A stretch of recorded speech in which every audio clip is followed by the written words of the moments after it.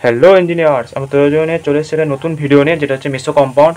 তো আমরা এনআরসিওমার ডায়াস্টেরিওমার পড়েছি, এবার মেসো কম্পাউন্ড কি সেটা জানবো। কারণ স্টিরিও আইসোমার যখন আমরা ক্যালকুলেট করব তখন আমরা এনআরসিওমারও পাবো, আবার মেসো কম্পাউন্ডও পাবো।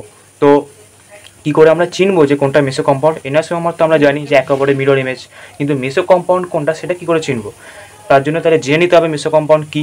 মেসো কম্পাউন্ড হচ্ছে এমন একটা কম্পাউন্ড যেটা হচ্ছে, যদি এরকম একটা কম্পাউন্ড আমি পাই, এই কম্পাউন্ডকে আমরা বলবো মেসো কম্পাউন্ড। এবার কেন এটা মেসো কম্পাউন্ড?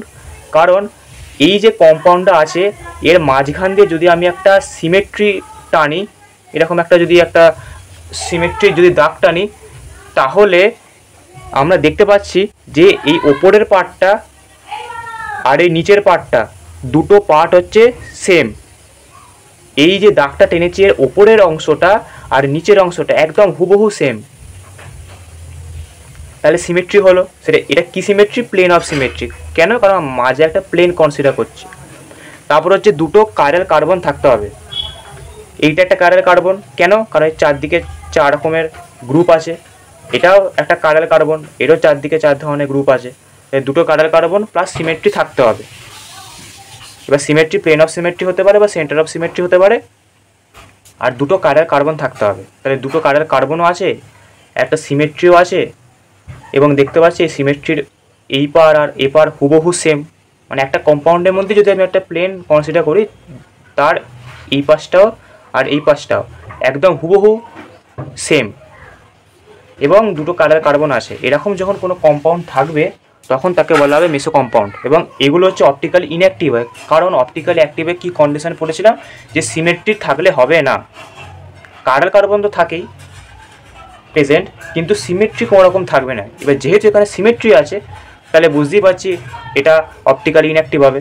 কারণ একমাত্র এই কম্পাউন্ডেরই মাঝে যদি আমি প্লেন কনসিডার করি, তার ওপার আর এই পার সমান, এবং দুটো কালার কার্বন আছে, তাহলে সেরকম কম্পাউন্ডগুলো হবে আমার মেসো কম্পাউন্ড।